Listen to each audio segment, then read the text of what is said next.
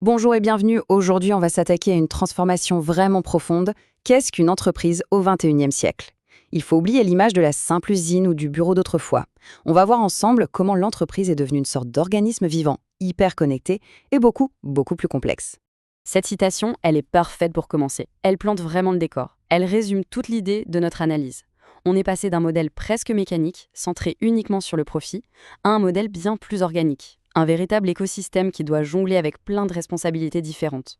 Bon, alors, pour bien comprendre ce nouveau modèle, il faut d'abord revenir un peu en arrière.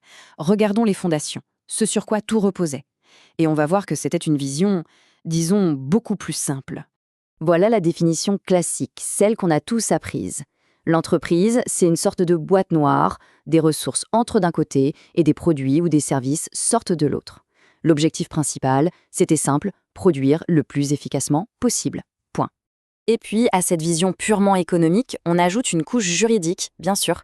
Une entreprise, ce n'est pas juste une idée en l'air, c'est une entité bien réelle, avec un statut, des droits et surtout des devoirs. C'est ce qui lui donne en fait son existence officielle dans la société. Et maintenant, voilà le grand changement de perspective. On laisse tomber l'idée de la machine isolée et on adopte une vision beaucoup plus dynamique. L'entreprise en tant que système vivant. Alors là, ce qui est vraiment clé, ce sont les mots éléments liés et interaction constante. L'entreprise n'est plus toute seule dans son coin. Elle est connectée, elle est dépendante de tout ce qui l'entoure. C'est ça qui change tout. Ce schéma, c'est un peu le moteur de base de n'importe quelle entreprise.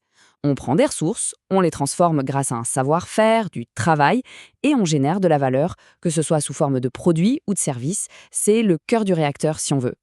Et c'est là que le modèle devient vraiment intéressant.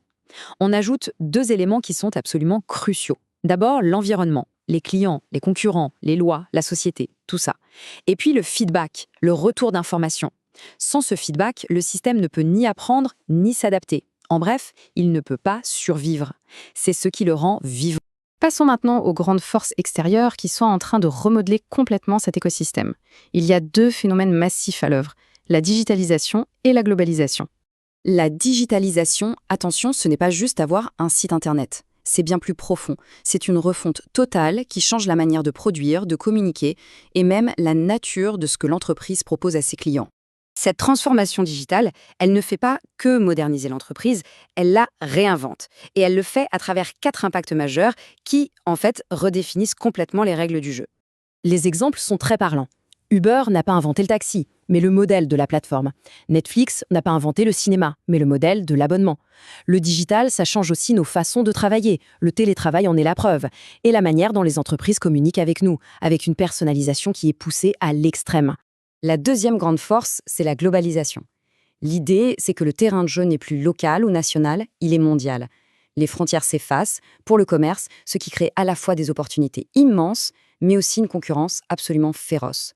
Ce n'est pas un phénomène qui date d'hier, mais son accélération est juste incroyable. Ça a commencé avec les grands accords commerciaux dans les années 80, puis les chaînes de production mondialisées dans les années 2000. Chaque décennie a ajouté une couche d'intégration avec le digital qui est venu mettre un coup d'accélérateur final. L'iPhone, c'est l'illustration parfaite de cette complexité. C'est l'archétype du produit global. Soyons clairs, aucune entreprise, aucun pays ne pourrait le fabriquer tout seul. C'est un immense puzzle mondial où chaque pièce vient de l'endroit le plus pertinent pour la produire. Et bien sûr, manager dans ce monde globalisé, ça veut dire qu'il faut comprendre ces différences culturelles. Le style très direct d'un Américain peut complètement heurter un collaborateur japonais qui, lui, va privilégier le consensus. Le point essentiel à retenir, c'est que la compétence interculturelle n'est plus une simple option, c'est devenu une nécessité absolue. Au-delà du digital et du global, il y a une troisième révolution qui est en marche. Désormais, l'entreprise doit répondre à une nouvelle exigence, celle de la responsabilité, à la fois sociale et environnementale. La RSE, c'est l'idée que la performance d'une entreprise, ça ne se mesure plus seulement en profit. On attend d'elle qu'elle ait un impact positif sur la société et qu'elle minimise son impact négatif sur la planète. Et le mot important ici, c'est volontaire. Ça va au-delà de ce que la loi impose. La RSE, ce n'est pas juste une question d'écologie. C'est un équilibre assez délicat entre 4 piliers. Il y a l'environnemental, bien sûr, mais aussi le social, le bien-être des salariés, l'impact sur les communautés. Vient ensuite l'économique, pour garantir des pratiques saines. Et enfin, la gouvernance, qui exige de la transparence et de l'éthique. Le point crucial, c'est que ces piliers sont liés. Si on en néglige un, c'est tout l'édifice qui risque de s'effondrer. Ok, maintenant voyons comment tous ces concepts s'articulent dans la vraie vie, avec un cas concret de disruption qui a vraiment marqué les esprits. La comparaison est assez frappante. D'un côté, on a un modèle stable, très encadré, avec une innovation plutôt lente. De l'autre, une plateforme digitale qui a joué avec les limites de la réglementation, qui a tout misé sur la technologie et qui a proposé un modèle de travail radicalement différent. Uber n'a pas juste concurrencé les taxis, il a complètement changé les règles du jeu. Alors la grande question c'est, qu'est-ce qu'on apprend de cet affrontement? Qu'est-ce que ça nous dit sur les compétences qu'il faut avoir pour survivre et même pour réussir aujourd'hui? Et voilà la synthèse. L'entreprise qui gagne aujourd'hui, c'est celle qui se conçoit comme un système ouvert, qui utilise le digital comme une véritable arme stratégique, qui sait naviguer dans ce monde globalisé et complexe, et surtout, qui a compris que sa performance économique ne peut plus être déconnectée de son impact sur la société. On termine sur cette question qui ouvre la réflexion. On vient de décrypter l'entreprise d'aujourd'hui, cet écosystème complexe qui a été façonné par le digital, le global et la responsabilité.